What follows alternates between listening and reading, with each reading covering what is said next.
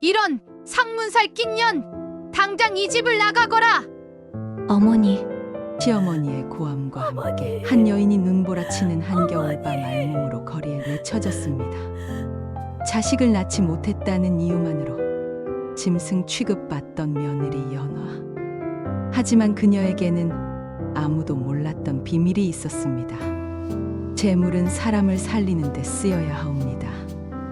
죽음의 문턱에서 살아남은 그녀가 조선 최고의 거상이 되어 탐욕스러운 시가를 무너뜨린 통쾌한 복수극. 지금부터 시작합니다. 안녕하세요. 이야기 방주에 오신 걸 환영합니다. 구독과 좋아요 눌러주세요. 오늘의 이야기 시작합니다. 먼 옛날 숙종 임금이 다스리던 시절의 일입니다. 평안도 의주는 압록강을 사이에 두고 청나라와 교역이 활발한 곳이었지요. 비단과 인삼, 모피와 은이 오가며 상인들은 날마다 떼돈을 벌어들였습니다. 하지만 그 번성한 겉모습 뒤에는 탐욕과 권세가 소용돌이쳤습니다. 양반 가문이 상권을 독점하였고 돈과 권력이 곧 법이었지요. 당파 싸움이 극심하던 시절 조정에서는 매일같이 고개가 달아났고 백성들은 벌벌 떨며 살아야 했습니다. 그해 겨울은 유난히도 매서웠습니다. 하늘이 내려앉은 듯 눈보라가 몰아쳤고 압록강은 꽁꽁 얼어붙었지요. 장터는 한산했고 사람들은 아궁이 앞에 웅크린 채 봄을 기다렸습니다. 약자는 쉽게 버려지고 여인은 더욱 설 자리가 없던 세상이었습니다. 바로 그 눈보라 속에서 한 여인의 운명이 송두리째 바뀌려 하고 있었습니다. 그 여인의 이름은 연화였습니다. 연화는 몰락한 중인 집안 출신으로 21살의 의주, 제1의 거상 집안으로 시집을 갔습니다. 친정 아버지가 일찍 세상을 떠나고 어머니와 어린 남동생을 홀로 부양해야 했던 연화는 혼처를 고를 여유가 없었지요. 남편 김진사는 경약한 사내였습니다. 얼굴은 창백했고 지침을 달고 살았지만 성품만큼은 착하고 따뜻했습니다. 연화는 단아한 얼굴에 기품 있는 눈매를 지녔습니다. 말수는 적었으나 영리했고 속정이 깊어 친정 식구들을 끔찍이도 아꼈지요. 하지만 시집살이는 가혹했습니다. 시어머니 최씨 부인은 재물에 집착하는 냉혹한 여인이었습니다. 며느리가 자식을 낳지 못한다는 이유로 날마다 구박을 일삼았지요. 자식도 못 낳는 년이 무슨 낯짝으로 밥을 퍼먹나. 쓸모없는 것, 친정이나 가서 빌어먹지 그래. 연화는 이를 악물고 참았습니다. 인내심이 강했고 언젠가는 상황이 나아지리라 믿었기 때문입니다. 신우이 금란은 연화를 노골적으로 질투했습니다. 오빠가 병약한 며느리보다 연화를 더 아끼는 것이 못마땅했던 것이지요. 그나마 연화를 묵묵히 지켜본 이는 늙은 행수 노인 장쇠뿐이었습니다. 장쇠는 말이 없었으나 종종 연화에게 따뜻한 눈빛을 건네곤 했지요. 연화는 매일 새벽 장독대에 정화수를 올리며 하늘께 빌었습니다. 부디 이 고통의 날들이 지나가게 하소서. 김씨 가문은 겉으로 보기엔 일이주 제1의 명문 상단이었습니다. 대대로 청나라와 교역하며 떼돈을 벌었고 관아와도 두터운 인맥을 쌓아왔지요. 김씨 가문의 상호가 적힌 비단, 보자기는 압록강, 심양에서도 알아주었습니다. 하지만 그 번성한 외형 뒤에는 탐욕과 모략이 가득했습니다. 최씨 부인은 남편이 일찍 죽자 집안의 실권을 쥐고 상단을 운영했습니다. 계산에 밝았고 눈치가 빨랐으나 사람을 믿지 않았지요. 돈이라면 물불을 가리지 않았고 이익을 위해서라면 누구든 짓밟았습니다. 신우이 금란은 어머니를 닮아 야무졌으나 속은 좁았습니다. 자신보다 나은 일을 참지 못했고 연화가 집안에서 조금이라도 인정받는 것을 견디지 못했지요. 오라버니가 저런 년한테 정을 주다니 정말 한심해. 금란은 어머니 귀에 연화에 대한 헛소문을 불어넣기 일쑤였습니다. 그 와중에도 늙은 행수 장쇠는 묵묵히 자리를 지켰습니다. 그는 상단의 장부를 관리하며 수십 년을 충성해온 인물이었지요. 어느 날 연화는 장터에서 낯선 사내와 마주쳤습니다. 30 남짓한 나이에 눈빛이 날카롭, 자세가 반듯한 사내였습니다. 그는 바로 의주의 젊은 역관 서준이었지요.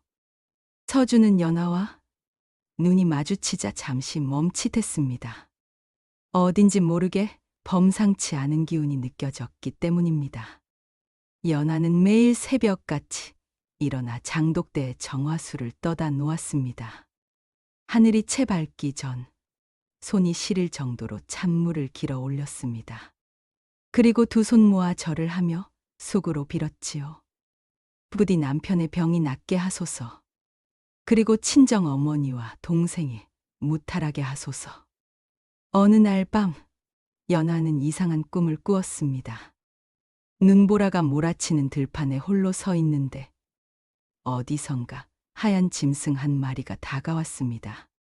자세히 보니 그것은 온몸이 눈처럼 새하얀 여우였지요. 여우는 연화를 물끄러미 바라보더니 사람의 말로 이렇게 속삭였습니다. 눈 속에 묻힌 씨앗이 봄을 만나면 천금을 이루리라. 연화는 깜짝 놀라 뒤로 물러섰습니다. 하지만 여우는 그저 조용히 눈빛을 반짝이다가 눈보라 속으로 사라져 버렸지요. 연화는 식은땀을 흘리며 잠에서 깼습니다.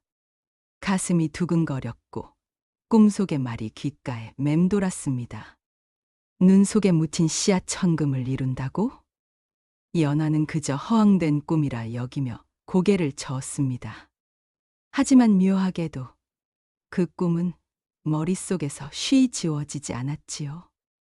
며칠 뒤 남편 김진사의 병세가 급격히 나빠졌습니다. 기침은 더욱 심해졌고 피까지 토하기 시작했습니다. 의원을 불렀으나 차도가 없었지요. 연화는 밤낮으로 남편을 간호했습니다. 약을 다리고 죽을 쓰고 이불을 덮어주며 손을 꼭 잡았습니다. 하지만 김진사는 점점 쇠약해져만 갔습니다. 어느 날 밤 김진사는 가느다란 목소리로 연화에게 말했습니다. 미안하오. 연화, 당신에게 아무것도 해준 게 없소. 그런 말씀 마세요, 서방님. 연화는 눈물을 참으며 남편의 손을 쓰다듬었습니다. 지제가 부족해서 자식도 낳지 못했는데 어찌 저를 탓하지 않으십니까? 당신 잘못이 아니오. 모두 내 탓이오. 김진사는 그렇게 중얼거리다 깊은 잠에 빠져들었습니다. 그리고 사흘 뒤 숨을 거두었습니다. 남편이 죽자 집안은 삽시간에 뒤집혔습니다. 최 씨 부인은 통곡하는 신용을 했으나 눈빛은 차갑기 그지없었습니다. 장례를 치르는 동안에도 그녀의 머릿속은 오직 재산 계산뿐이었지요. 이제 아들도 없는데 재산을 어떻게 지켜야 하나. 최 씨 부인은 며느리 연화가 눈엣 가시였습니다. 자식도 없는 과부가 집안에 남아있으면 재산 분배에서 골칫거리가 될 것이 뻔했기 때문입니다. 장례가 끝나자마자 최 씨 부인은 연화를 불렀습니다. 연화, 예, 마마니, 당장 이 집을 나가거라. 연화는 귀를 의심했습니다. 마마니 무슨 말씀이십니까? 상문살 낀 년이 무슨 염치로 이 집에 남으려 하느냐. 자식도 못 낳은 주제에. 최 씨 부인은 날카로운 목소리로 소리쳤습니다. 당장 나가지 못할까? 내가 가져갈 건 아무것도 없다. 신우이 금란도 옆에서 거들었습니다. 그래, 빨리 꺼져. 오라버니도 죽었는데 뭐하러 여기 있어? 연하는 떨리는 목소리로 애원했습니다. 마마님, 제발 사흘만 여유를 주십시오. 친정에 연락이라도 하게. 닥쳐. 당장 나가. 최 씨 부인은 하인들을 시켜 연하를 끌어냈습니다. 밤이었습니다. 눈보라가 미친 듯이 휘몰아쳤지요. 연하는 얇은 적삼 하나만 걸친 채 거리에 내동댕이 쳐졌습니다. 신발도 제대로 신지 못했고 겉옷조차 없었습니다. 제발 제발. 연하는 울먹이며 대문을 두드렸습니다. 하지만 안에서는 빗장을 걸어 잠갔을 뿐 아무도 문을 열어주지 않았습니다. 눈발은 점점 거세졌고 연하의 몸은 금세 얼어붙기 시작했습니다. 이대로 죽는구나. 연하는 무릎을 꿇고 쓰러졌습니다. 입가에는 피가 맺혔고 온몸이 떨렸습니다. 그때였습니다. 어디선가 발소리가 들려왔습니다. 발소리의 주인공은 늙은 행수 장쇠였습니다. 장쇠는 어둠 속에서 조용히 연하에게 다가왔습니다. 손에는 작은 보따리가 들려 있었지요. 아가씨. 장쇠는 떨리는 목소리로 연하를 불렀습니다. 장쇠 어르신. 연하는 가까스로 고개를 들었습니다. 눈발이 눈썹에 쌓여 제대로 앞도 보이지 않았습니다. 이걸 받으시오.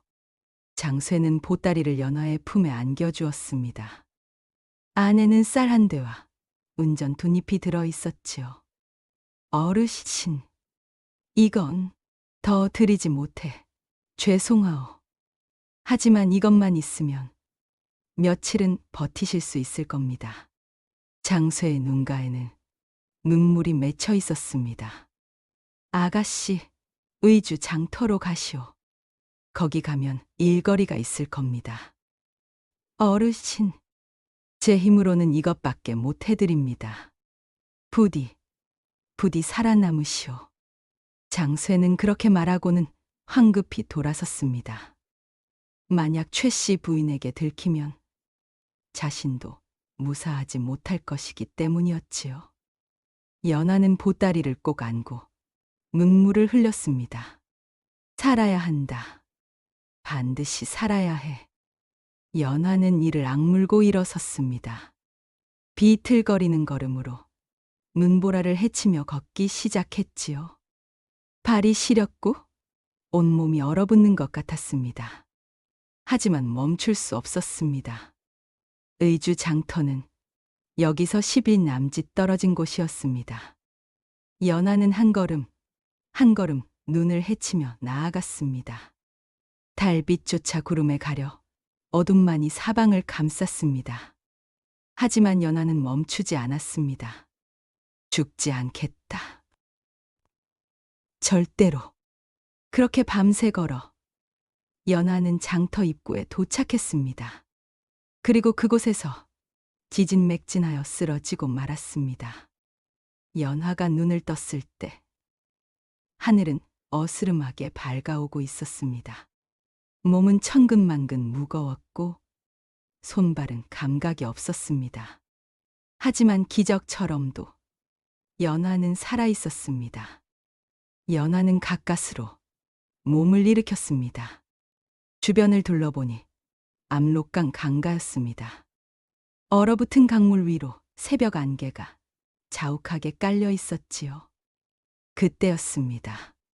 강 너머에서 하얀 그림자가 움직이는 것이 보였습니다. 연하는 눈을 비비며 자세히 보았습니다. 그것은 바로 꿈속에서 보았던 흰 여우였습니다. 여우는 천천히 다가오더니 이번에는 서서히 형체가 변하기 시작했습니다. 네 발은 두 다리가 되었고 몸은 사람의 모습을 갖추었지요.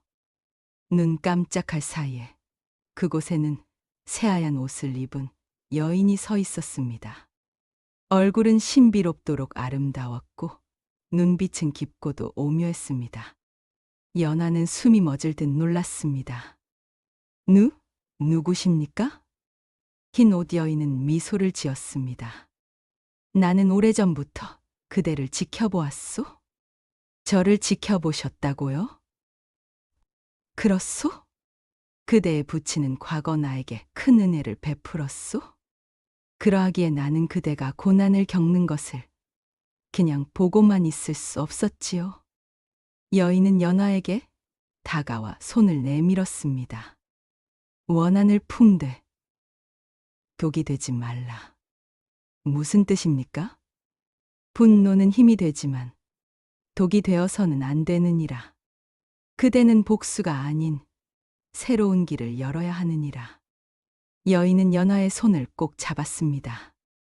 그러자 신기하게도 얼어붙었던 손발의 온기가 돌기 시작했습니다. 장사의 길을 가거라. 그대의 부친이 걸었던 길. 그 길을 다시 일으켜 세우거라. 장사라니요. 그대 안에 흐르는 피가 그것을 알고 있느니라. 여인은 그렇게 말하고는 다시 흰 여우의 모습으로 변했습니다. 그리고 눈 덮인 숲속으로 사라져 버렸지요. 연하는 멍하니 그 뒷모습을 바라보았습니다. 가슴 속에서 무언가 뜨거운 것이 타오르는 것 같았습니다. 장사의 길, 아버지의 길. 연하는 천천히 일어섰습니다. 손에는 여전히 장쇠가 준 보따리가 쥐어져 있었습니다. 연하는 고개를 들어 의주 장터를 바라보았습니다. 그래, 나는 살아야 한다. 그리고 다시 일어서야 한다. 의주 장터는 새벽부터 사람들로 북적였습니다. 청나라와 가까운 탓에 이른 아침부터 상인들이 몰려들었고 갖가지 물건이 오갔습니다. 비단, 모피, 인삼, 소금, 곡식까지 없는 것이 없었지요. 연하는 장터 한쪽 구석에 자리를 잡았습니다. 처음에는 심부름꾼으로 일했습니다. 무거운 짐을 나르고 가게 앞을 쓸고 허드레일을 도맡았지요. 사내들 틈에서 여인이 일한다는 것은 쉬운 일이 아니었습니다. 여편 내가 무슨 일을 하겠다고? 집이나 돌보지. 왜 나와서 남정네들 일을 방해하나. 연하는 멸시와 조롱을 견뎌야 했습니다. 하지만 이를 악물고 참았습니다. 이것쯤은 아무것도 아니야. 며칠이 지나자 연하는 장터의 흐름을 읽기 시작했습니다. 어떤 물건이 언제 들어오고 어떤 물건의 값이 오르내리는지 눈여겨보았지요. 머리가 비상했던 연하는 금세 장사의 이치를 파악했습니다. 어느 날 연하는 소금 값이 유난히 떨어진 것을 눈치챘습니다. 소금이 왜 이리 쌉니까? 연하가 소금 장수에게 물었습니다. 청에서 소금이 대량으로 들어왔다네. 그래서 값이 떨어졌지? 연하는 고개를 끄덕였습니다. 하지만 반대로 모피 값은 치솟고 있었습니다. 겨울이 깊어지면서 수요가 늘었기 때문이지요. 연하는 계산을 해보았습니다. 소금을 사서 모피와 바꾸면 이익이 난다. 연하는 장쇠가 준 은전 2잎으로 소금을 샀습니다. 그리고 그것을 들고 모피 장수에게 갔지요. 이 소금과 모피를 바꿔주시겠습니까? 모피 장수는 코웃음을 쳤습니다. 여편 내가 장사를 하겠다고? 웃기는구만. 하지만 연하는 물러서지 않았습니다.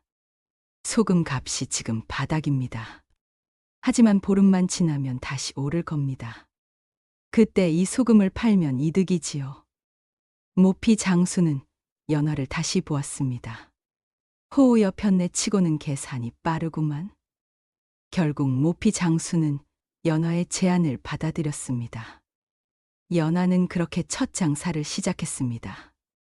연하가 장터에서 일한 지 한 달쯤 지났을 무렵이었습니다. 어느 날 밤 연하는 우연히 이상한 소문을 듣게 되었습니다. 김씨 상단이 요즘 수상하다더군. 뭐가? 밀무역에 손을 댄다는 소문이 있어. 청나라 물건을 몰래 빼돌리고 있다던데. 연하는 귀가 번쩍 뛰었습니다.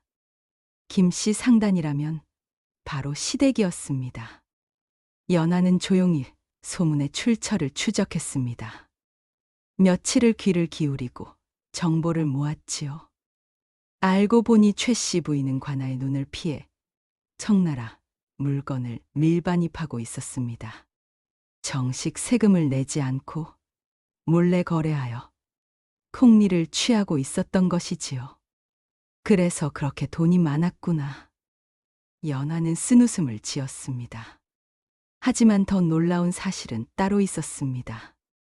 관아에서 이미 김씨 상단을 주시하고 있다는 것이었습니다. 조만간 단속이 시작될 것이라는 소문도 돌았지요. 곧 집안이 무너질 것이다. 연하는 복잡한 심정이 되었습니다. 그렇게 자신을 냉대하고 내쫓았던 집안이지만 한편으로는 남편이 태어나고 자란 곳이기도 했습니다. 하지만 연하는 곧 고개를 저었습니다. 아니야. 이미 나와는 상관없는 집안이야. 연하는 그 정보를 마음속 깊이 담아두기로 했습니다. 며칠 뒤 연하는 장터에서 낯익은 얼굴과 마주쳤습니다. 바로 역관 서준이었습니다. 서준은 청나라 상인들과 한창 흥정을 하고 있었습니다. 유창한 청나라 말로 대화하는 모습이 범상치 않았지요. 연하는 멀찍이 서 서준을 지켜보았습니다. 서준은 차분하고 정확했습니다. 계산도 빠르고 사람을 대하는 태도도 공정했지요. 저런 사람이 관아에 있다니.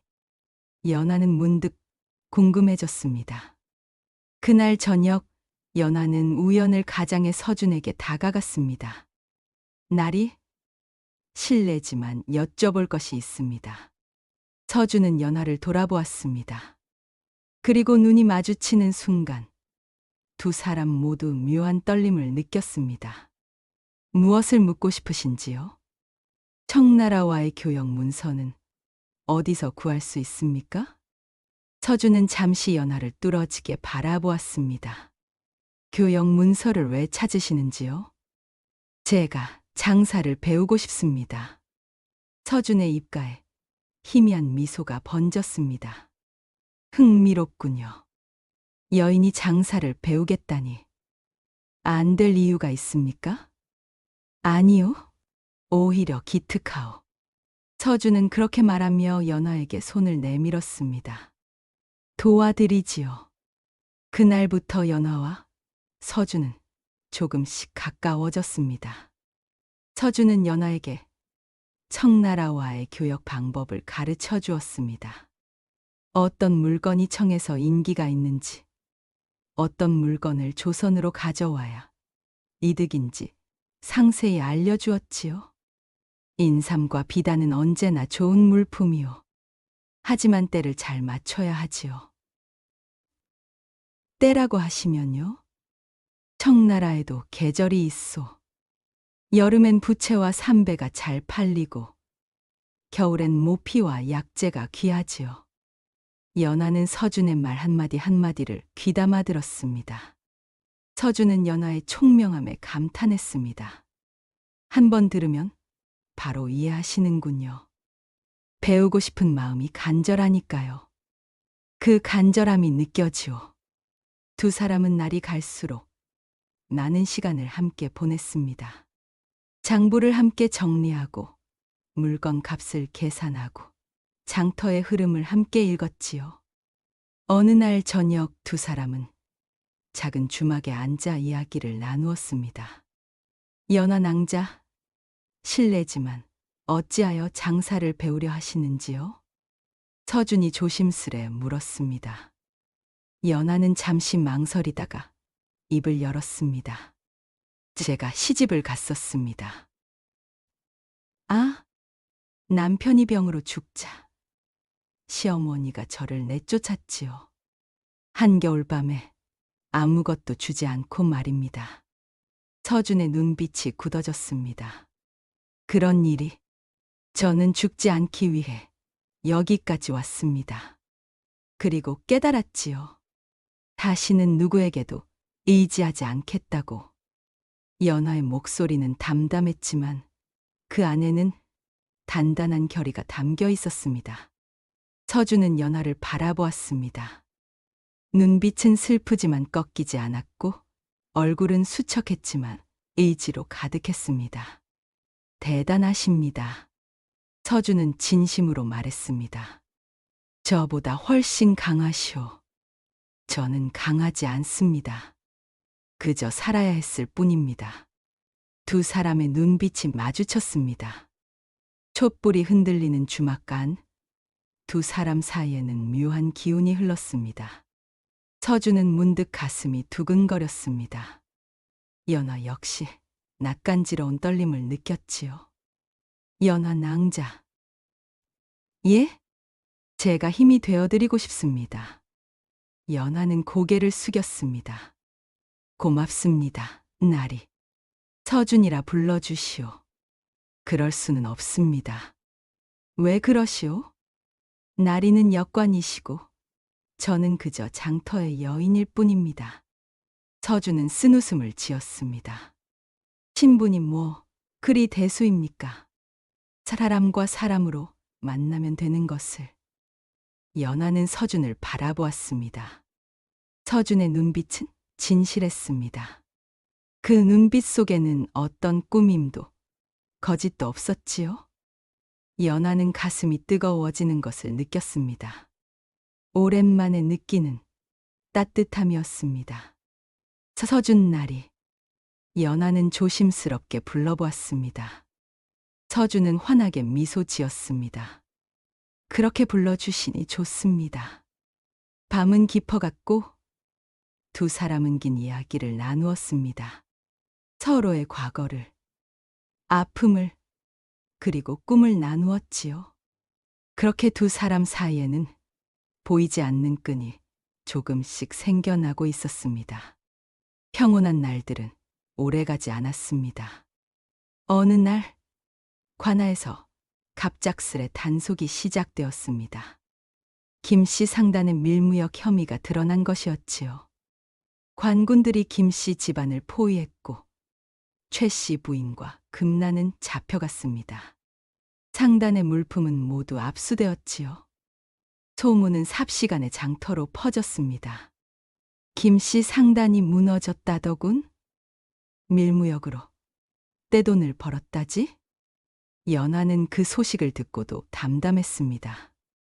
이미 예상했던 일이야. 하지만 문제는 거기서 끝나지 않았습니다. 며칠 뒤 관아의 관속들이 연화를 찾아왔습니다. 내가 연화냐? 예, 그렇습니다만.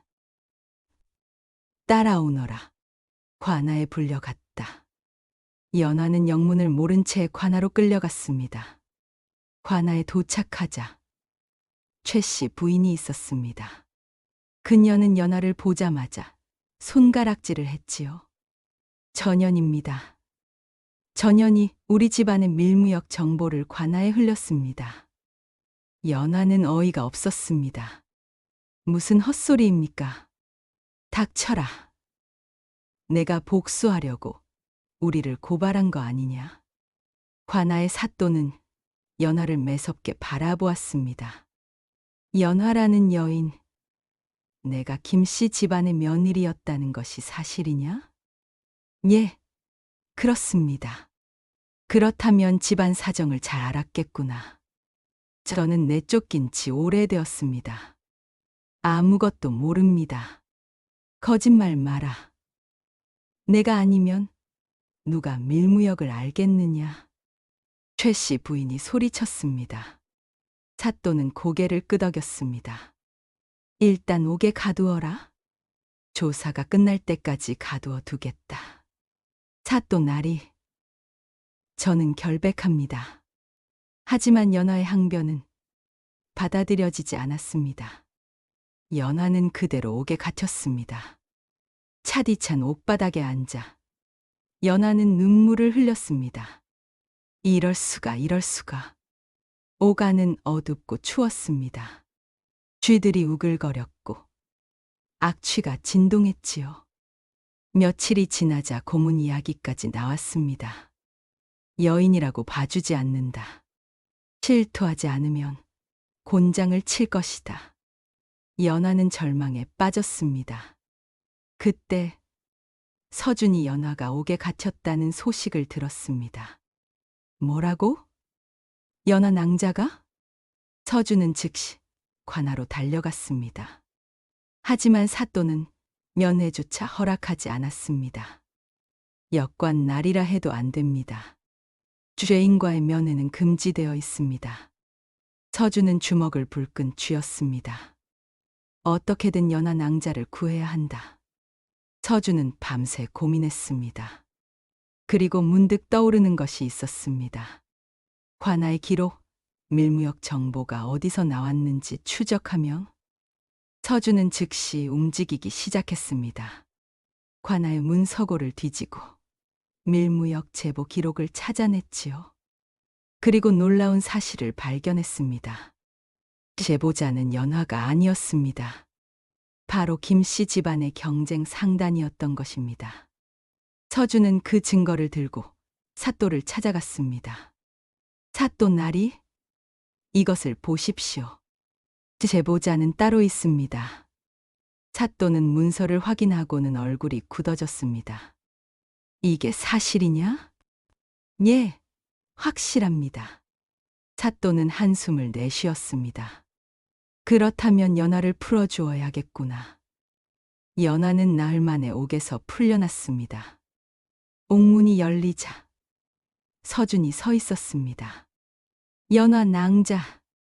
연하는 비틀거리며 서준에게 다가갔습니다. 그리고 그대로 쓰러지려는 순간 서준이 연하를 받쳐주었지요. 괜찮습니다. 연하 낭자. 이제 괜찮습니다. 연하는 서준의 품에서 눈물을 흘렸습니다. 처음으로 진심으로 안심할 수 있었습니다. 연하가 옥에서 풀려난 뒤 서준은 연하를 작은 주막으로 데려갔습니다. 따뜻한 죽과 차를 준비해 주었고 연하는 겨우 기력을 되찾았지요. 고맙습니다. 서준 나리. 당연한 일을 했을 뿐입니다. 서준은 연하를 걱정스럽게 바라보았습니다. 이제 어찌하실 생각이십니까? 연하는 잠시 생각에 잠겼습니다. 장사를 계속하겠습니다. 포기할 수 없습니다. 하지만 김씨 집안이 여전히 당신을 노릴 겁니다. 알고 있습니다. 연하는 고개를 들었습니다. 하지만 저는 물러서지 않을 겁니다. 서준은 연하의 단단한 눈빛을 보며 감탄했습니다. 그때 주막 문이 열리며 누군가 들어왔습니다. 바로 늙은 행수 장쇠였습니다. 장쇠 어르신. 연하는 깜짝 놀라 일어났습니다. 장쇠는 수척한 얼굴로 연하에게 다가왔습니다. 아가씨, 무사하셔서 다행입니다. 어르신, 어찌 여기를? 드릴 말씀이 있어서 왔습니다. 장쇠는 품속에서 낡은 문서 한 뭉치를 꺼냈습니다. 이것이 무엇입니까? 아가씨의 부친께서 남기신 문서입니다. 연하는 눈이 휘둥그레졌습니다. 아버지의 문서요? 그렇습니다. 아가씨의 부친께서는 과거 청나라와의 합법 교역로를 개척하신 분이셨습니다. 장쇠는 문서를 펼쳐 보였습니다. 거기에는 청나라 관리들과 맺은 정식 교역 계약서, 공행 문서, 그리고 상세한 교역 장부가 기록되어 있었습니다. 이 문서는 어떻게 어르신께 있습니까? 아가씨의 부친께서 돌아가시기 전 제게 맡기셨습니다. 언젠가 필요할 때가 올 것이니 잘 보관하라고 하셨지요. 서준이 문서를 살펴보았습니다. 이것은 대단한 문서입니다. 이 교역 허가증은 청나라 황실의 인장이 찍혀 있습니다. 그렇습니다. 아가씨의 부친께서는 정식으로 청나라와 교역할 수 있는 권한을 가지셨던 분입니다. 연하는 떨리는 손으로 문서를 쓰다듬었습니다. 아버지의 흔적이 고스란히 남아 있었습니다. 아버지의 필체, 아버지의 도장, 아버지가 걸었던 길이 모두 여기 담겨 있었지요. 아버지, 연화의 눈에서 눈물이 흘러내렸습니다. 장쇠는 조용히 말을 이었습니다. 아가씨의 부친께서는 돌아가시기 전 이렇게 말씀하셨습니다. 내 딸은 반드시 이 길을 이어갈 것이다. 그 아이에겐 상인의 피가 흐르고 있으니까. 라고 말입니다. 연화는 고개를 숙이고 흐느꼈습니다. 제가 아버지의 딸이었군요. 그렇습니다, 아가씨. 아가씨의 상제는 타고난 것입니다. 서준이 연화의 어깨를 다독였습니다. 연화 낭자, 이제 아시겠습니까? 당신은 결코 약한 사람이 아닙니다. 연화는 눈물을 닦고 고개를 들었습니다. 그래요? 저는 쫓겨난 며느리가 아니라 상도의 딸입니다. 연화의 눈빛이 달라졌습니다. 슬픔은 사라지고 그 자리에 단단한 결의가 자리 잡았습니다. 장쇠 어르신, 이 문서를 제게 주신 이유가 있으십니까? 아가씨께서 새로운 길을 여시길 바랍니다. 김씨 집안 같은 탐욕스러운 상단이 아니라 진정한 상도를 실천하는 상단을 세우시길 바랍니다. 연화는 고개를 끄덕였습니다. 그렇게 하겠습니다. 반드시요. 장쇠는 안도의 한숨을 내쉬었습니다. 그리고 하나 더 말씀드릴 것이 있습니다. 무엇입니까? 흰 여우 말입니다. 연화는 깜짝 놀랐습니다. 어르신께서 흰 여우를 아십니까? 그렇습니다. 저는 오래전부터 그 신령을 모시고 있었습니다. 장쇠는 천천히 설명했습니다. 아가씨의 부친께서 과거 큰 눈보라 속에서 조난당했을 때 한 여우가 나타나 길을 안내해 주었습니다. 덕분에 부친께서는 목숨을 건지셨지요. 그런 일이 부친께서는 그 은혜를 잊지 않고 산신령께 제를 올리며 감사를 표하셨습니다. 저는 그 제를 대신 지내는 수호자였습니다. 그렇다면 흰 여우가 저를 돕는 것도 부친께 받은 은혜를 아가씨에게 갚으려는 것입니다. 연화는 모든 것이 이해되었습니다. 우연처럼 보였던 모든 만남이 사실은 하늘이 정해준 인연이었던 것입니다. 연화는 깊이 절을 올렸습니다. 어르신, 정말 고맙습니다. 아가씨의 앞날에 복이 가득하길 빕니다. 장쇠는 그렇게 말하고는 주막을 나섰습니다. 연화는 문서를 꼭 안고 서준을 바라보았습니다. 서준 나리, 저를 도와주시겠습니까? 당연합니다. 두 사람의 손이 마주 잡혔습니다. 새로운 시작이었습니다. 그날 밤, 연화는 혼자 강가에 앉아 있었습니다. 압록강의 물은 얼어붙어 있었고 달빛이 얼음 위에 반짝였습니다. 연화는 아버지가 남긴 문서를 펼쳐보았습니다. 하나하나 읽어내려가며 아버지의 발자취를 따라갔습니다. 아버지는 정직한 상인이었습니다. 단 한 번도 속임수를 쓰지 않았고 늘 공정한 가격을 고집했지요. 청나라 상인들과도 신뢰를 쌓았고 양국의 백성들 모두에게 이익이 되는 교역을 추구했습니다. 아버지는 이런 분이셨구나. 연화는 가슴이 뜨거워졌습니다. 그동안 연화는 자신을 쫓겨난 며느리, 버림받은 여인으로만 생각했습니다. 하지만 이제 깨달았습니다. 나는 상도의 딸이다. 연화는 천천히 일어섰습니다. 달빛 아래 연화의 그림자가 길게 드리워졌습니다. 나는 더 이상 눈물 흘리지 않겠어. 연화는 스스로에게 다짐했습니다. 나는 일어설 거야. 아버지처럼 당당하게. 바람이 불어왔습니다. 차가운 바람이었지만 연화는 오히려 정신이 맑아지는 것을 느꼈습니다. 연화는 하늘을 올려다보았습니다. 별들이 총총히 빛나고 있었습니다. 아버지, 지켜봐 주세요. 제가 아버지의 길을 이어가겠습니다. 연화는 깊이 절을 올렸습니다. 그리고 돌아서서 주막으로 향했습니다. 주막에는 서준이 기다리고 있었습니다. 연화 낭자, 괜찮으십니까? 예, 이제 괜찮습니다. 연화는 환하게 미소 지었습니다. 서준은 그 미소를 보며 가슴이 두근거렸습니다. 처음 보는 연화의 밝은 얼굴이었습니다. 연화 낭자, 제게 계획이 있습니다. 어떤 계획입니까? 우리가 새로운 상단을 세우는 겁니다.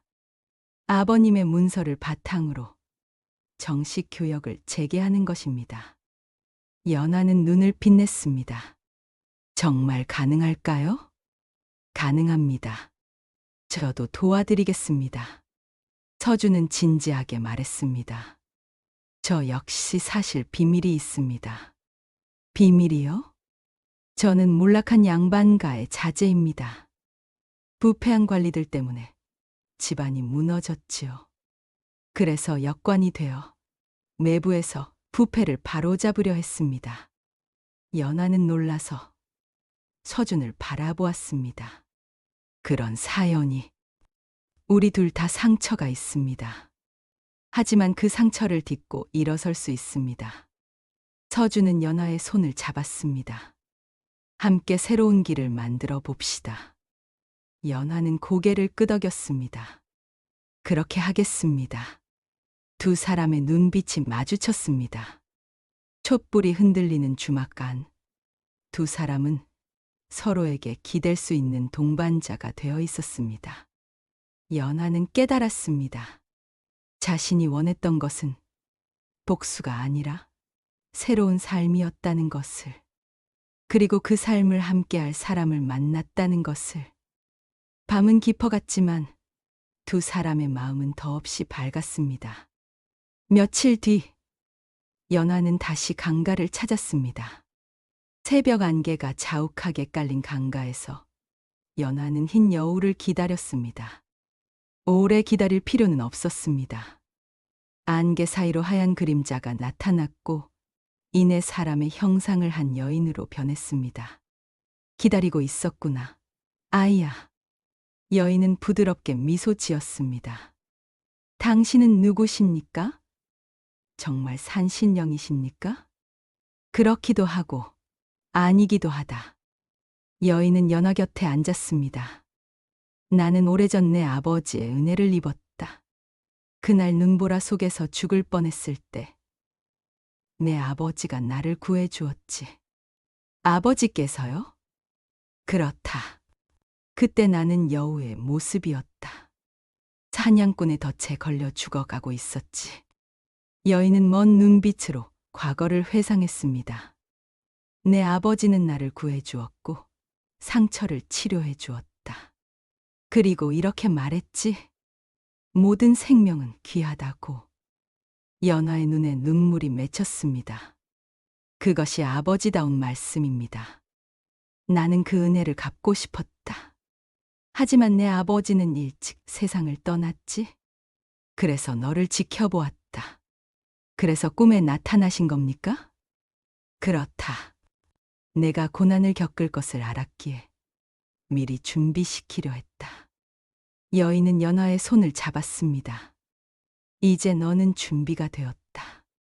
내 아버지의 길을 이어갈 준비가 말이다. 하지만 아직 두렵습니다. 두려움은 당연하다. 하지만 그 두려움을 이겨내는 것이 성장이다. 여인은 일어섰습니다.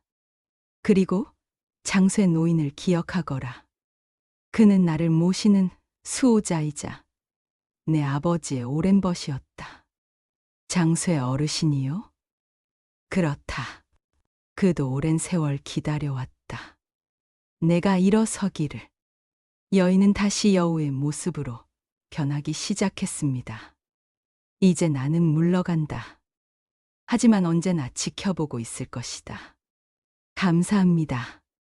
연화는 깊이 절을 올렸습니다. 흰 여우는 연화를 한번 돌아보고는 숲속으로 사라졌습니다. 연화는 그 뒷모습을 바라보며 깨달았습니다. 모든 만남은 우연이 아니었다는 것을, 하늘이 정해준 인연이었다는 것을. 연화와 서준은 새로운 상단을 준비하기 시작했습니다.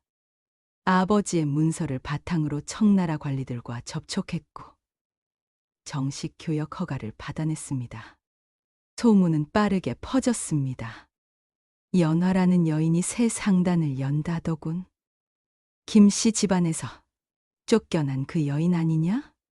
사람들은 수군거렸습니다. 어떤 이는 응원했고 어떤 이는 비웃었지요. 하지만 연화는 흔들리지 않았습니다.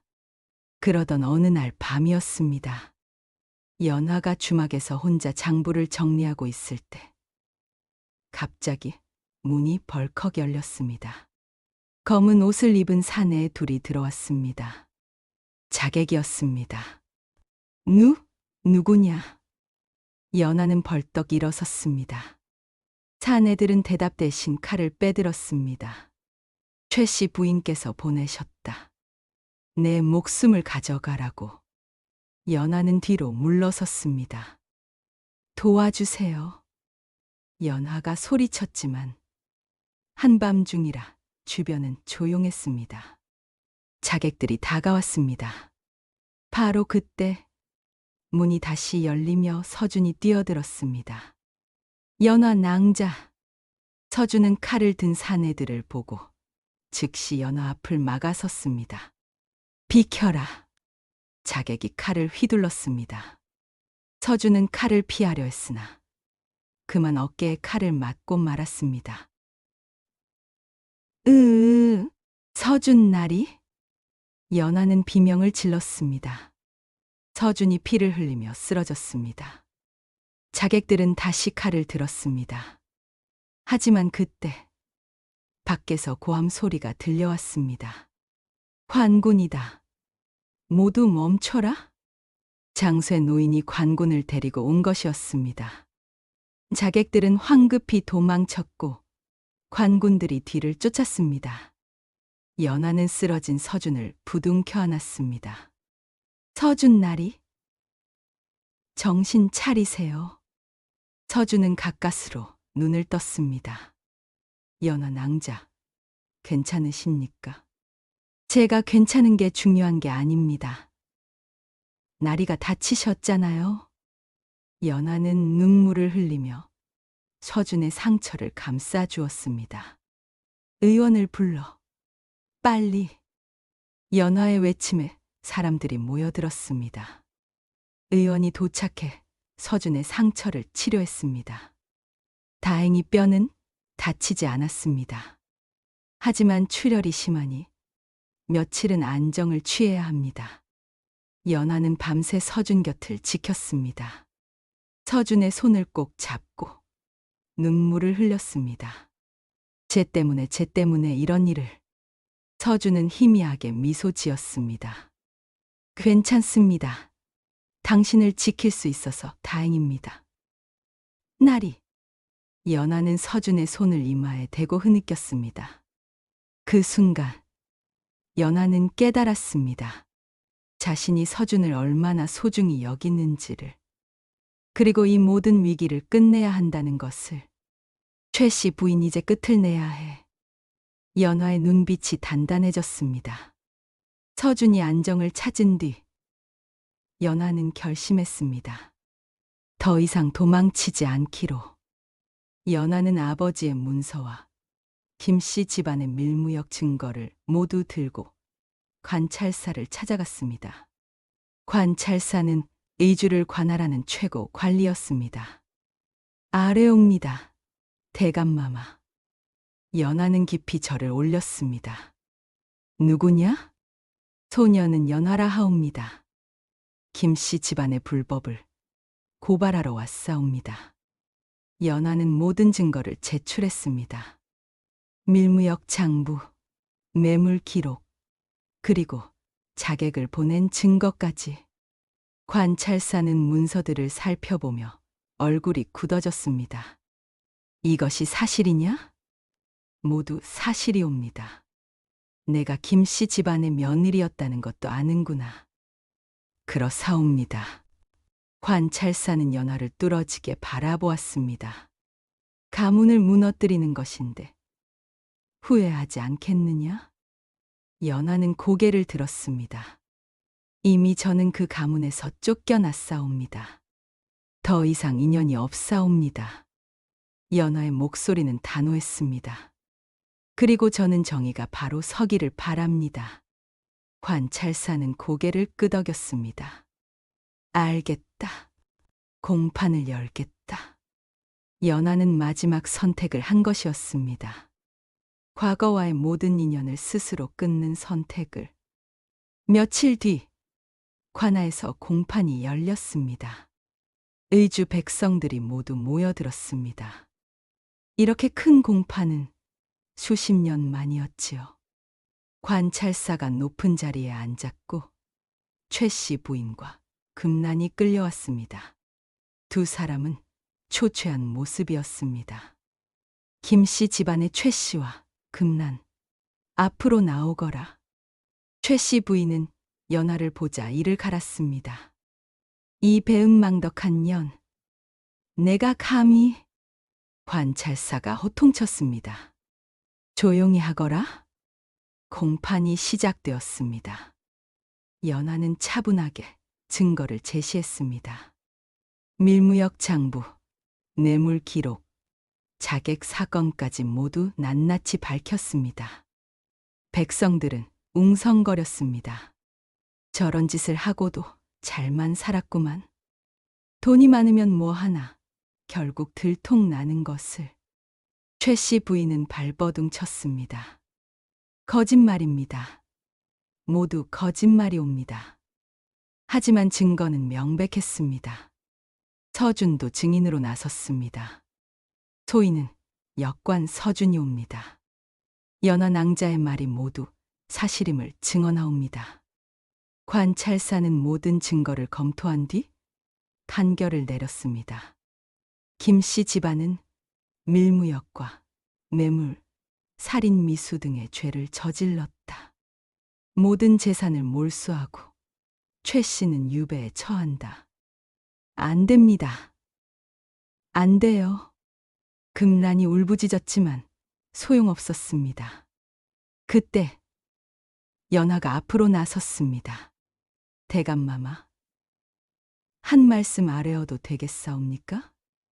말해보거라. 연하는 깊이 숨을 들이쉬었습니다. 재물은 사람을 살리는 데 쓰여야 하옵니다. 백성들이 조용해졌습니다.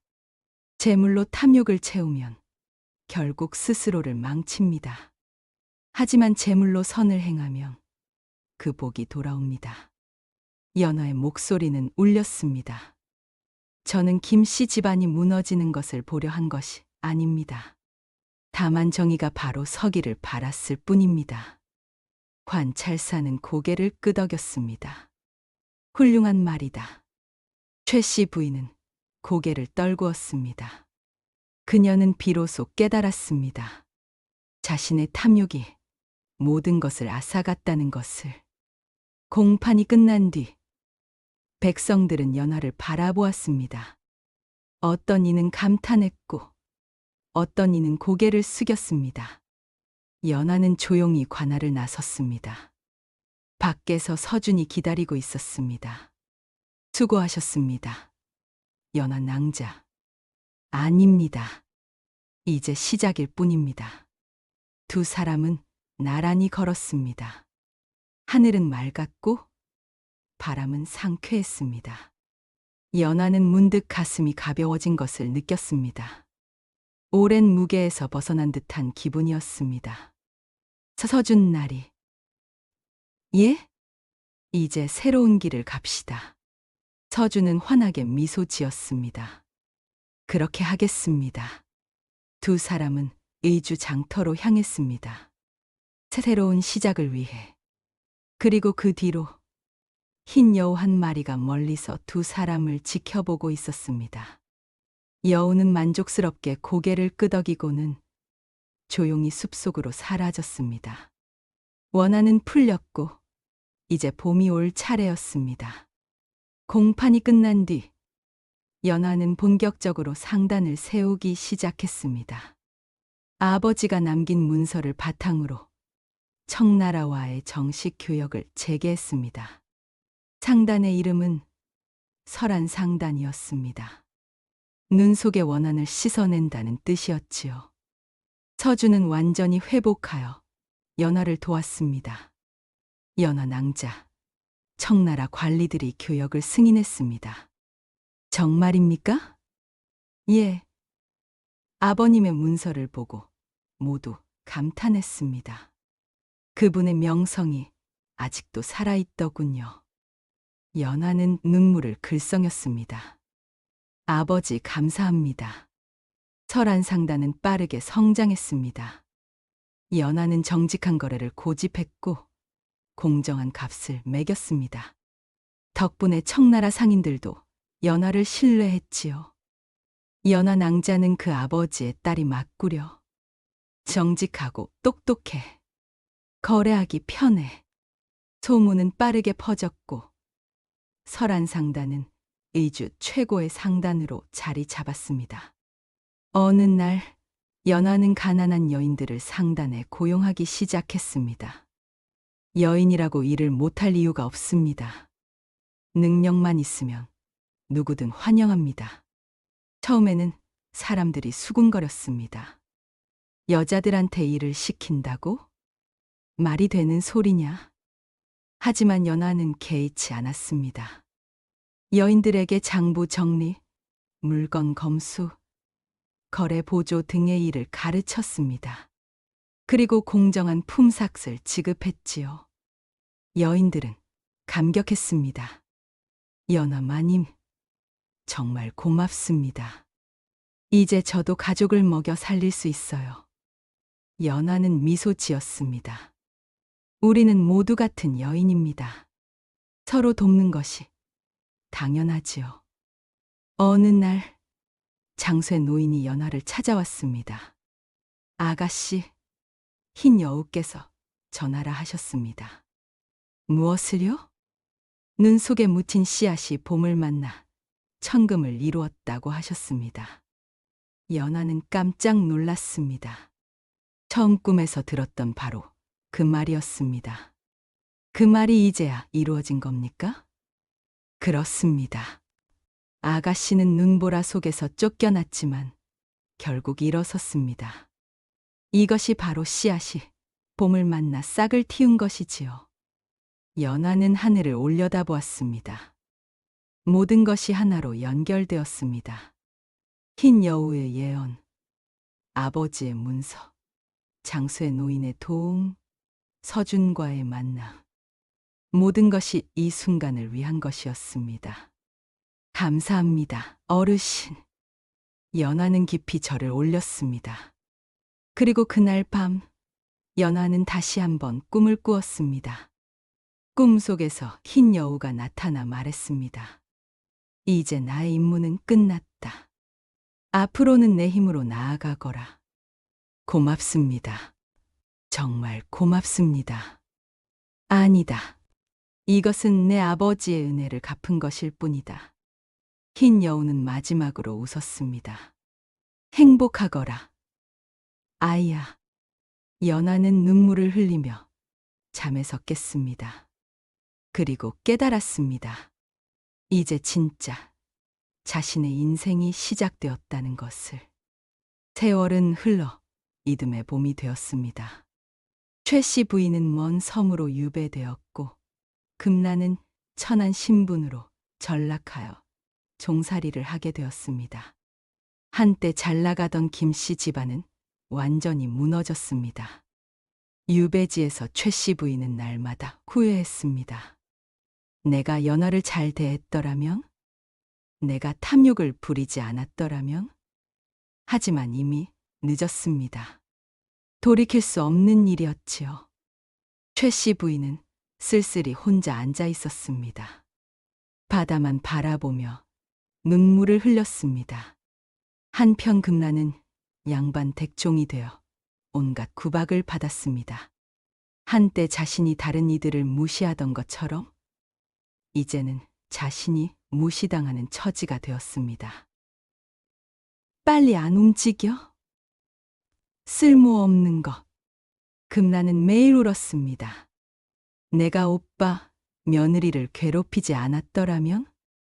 하지만 역시 소용없었습니다. 한편 연하에게 자객을 보냈던 사건도 밝혀졌습니다. 자객들은 모두 잡혔고 배우가 최씨 부인이라는 것이 확인되었지요. 이로써 최씨 부인의 죄는 더욱 무거워졌습니다. 어느 날 유배지의 최씨 부인에게 편지 한 통이 도착했습니다. 발신인은 연하였습니다. 최씨 부인은 떨리는 손으로 편지를 펼쳤습니다. 마마님께. 저는 마마님을 원망하지 않습니다. 다만 안타까울 뿐입니다. 재물에 눈이 멀어 사람의 도리를 잃으셨으니까요. 하지만 아직 늦지 않았습니다. 유배지에서 참회하시고 새로운 삶을 사십시오. 하늘은 진심으로 뉘우치는 이를 외면하지 않습니다. 부디 건강하십시오. 연하, 올림. 최씨 부인은 편지를 읽고 눈물을 흘렸습니다. 저런 며느리를 내가 내쫓았구나. 그녀는 비로소 자신의 잘못을 깨달았습니다. 탐욕이 자신을 망쳤고 결국 모든 것을 잃었다는 것을. 최씨 부인은 편지를 가슴에 꼭 안고 하늘을 바라보았습니다. 용서해줘. 연하, 정말 미안하오. 바다 위로 갈매기가 날아갔습니다. 최씨 부인은 그 모습을 바라보며 생각했습니다. 저 새처럼 자유로웠다며. 하지만 이미 늦었습니다. 자신이 지은 죄의 대가를 치러야 했습니다. 그것이 바로 응징이었습니다. 악은 결국 벌을 받고 선은 결국 보답받는다는 세상의 이치였습니다. 연하는 편지를 보낸 뒤 더 이상 과거를 돌아보지 않았습니다. 용서는 했지만 잊지는 않았습니다. 그리고 앞으로 나아갔습니다. 몇 해가 흘렀습니다. 설한상단은 조선 제1의 상단으로 성장했습니다. 이게 어떻게 된 연하의 일이야? 이름은 죄송합니다. 이주를 정말 넘어 죄송해요. 한양까지 너 때문에 이 지경이 알려졌지요. 됐어. 제발 용서. 설한상단의 연하 마님은 여걸이라더군. 한겨울에 쫓겨났다가 최고의 거상이 되었다지. 사람들은 연하의 이야기를 전설처럼 말했습니다. 어느 봄날 압록강가에는 매화가 만발했습니다. 연하와 서주는 강가를 거닐고 있었습니다. 두 사람은 이제 부부가 되어 있었습니다. 연하, 서준이 조용히 불렀습니다. 예, 서방님. 행복하오? 연하는 환하게 미소 지었습니다. 물론입니다. 고생이 많았소? 아닙니다. 그 고생 덕분에 지금의 제가 있는 것을요. 두 사람은 매화나무 아래에 앉았습니다. 바람이 불자 꽃잎이 흩날렸습니다. 연하. 예? 이제 원하는 다 푸셨소? 서준이 조심스럽게 물었습니다. 연하는 잠시 생각에 잠겼습니다. 그리고 천천히 대답했습니다. 원하는 눈처럼 녹아야 봄이 오지요. 무슨 뜻이오? 원한을 계속 품고 있으면 마음이 얼어붙습니다. 하지만 그것을 녹여내면 따뜻한 봄이 옵니다. 연하는 하늘을 올려다보았습니다. 저는 이제 원한이 없습니다. 시어머니를 용서했고 과거를 내려놓았습니다. 대단하십니다. 서준은 연화의 손을 꼭 잡았습니다. 당신은 정말 강한 사람이요. 아닙니다.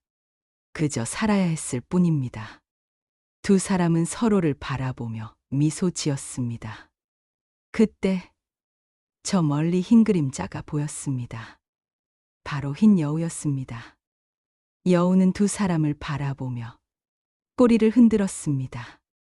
그리고 조용히 숲속으로 사라졌지요. 연화는 여우를 향해 고개를 숙였습니다. 고맙습니다. 정말 고맙습니다. 바람이 불어왔습니다. 매화 향기가 코끝을 스쳤습니다. 연화는 깊이 숨을 들이마셨습니다. 서방님, 저는 이제 알았습니다. 무엇을요? 행복은 멀리 있는 것이 아니라는 것을요. 연화는 서준을 바라보았습니다. 바로 지금, 이 순간이 행복입니다. 서준은 연화를 꼭 안았습니다. 두 사람은 매화나무 아래에서 오랫동안 서로를 안고 있었습니다. 강물은 흘러가고 꽃잎은 흩날렸습니다. 겨울은 지나갔고 봄이 왔습니다. 연화는 생각했습니다. 나는 죽지 않았다.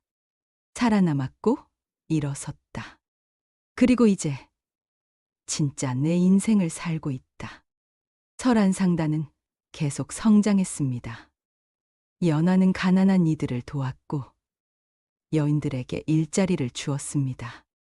정직한 거래로 신뢰를 쌓았고 청나라와의 교역을 더욱 확대했지요. 사람들은 연화를 존경했습니다. 연화 마님은 진정한 상인이십니다. 돈만 밝히는 것이 아니라 사람을 먼저 생각하시지요. 연화의 명성은 날로 높아졌습니다. 그리고 연화는 항상 말했습니다. 재물은 사람을 살리는 데 써야 합니다. 그것이 진정한 상도입니다. 세월이 더 흘러 연화와 서준 사이에는 아이가 태어났습니다. 아들이었습니다. 연화는 아이를 안고 미소 지었습니다. 우리 아들아, 세상은 때로 가혹하지만 포기하지 마라. 일어서는 이가 진정한 승자란다. 아이는 연화를 보며 웃었습니다. 그 웃음을 보며 연화는 깨달았습니다. 모든 고난은 이 순간을 위한 것이었다는 것을. 그리고 이제 진짜 행복이 시작되었다는 것을. 옛말에 설한이라는 말이 있습니다. 눈 속의 원한을 씻는다는 뜻이지요. 연화는 눈보라 속에서 쫓겨났지만 결국 모든 원한을 씻어내고 새로운 삶을 살았습니다. 탐욕은 결국 스스로를 망치고 정직은 결국 복을 부릅니다. 세상은 공평합니다. 다만 그 시간이 다를 뿐이지요. 다음 영상을 빠르게 만나보시려면 좋아요와 구독을 눌러주세요. 그럼 더 재미있는 영상으로 찾아뵙겠습니다. 모두 행복한 하루 보내세요.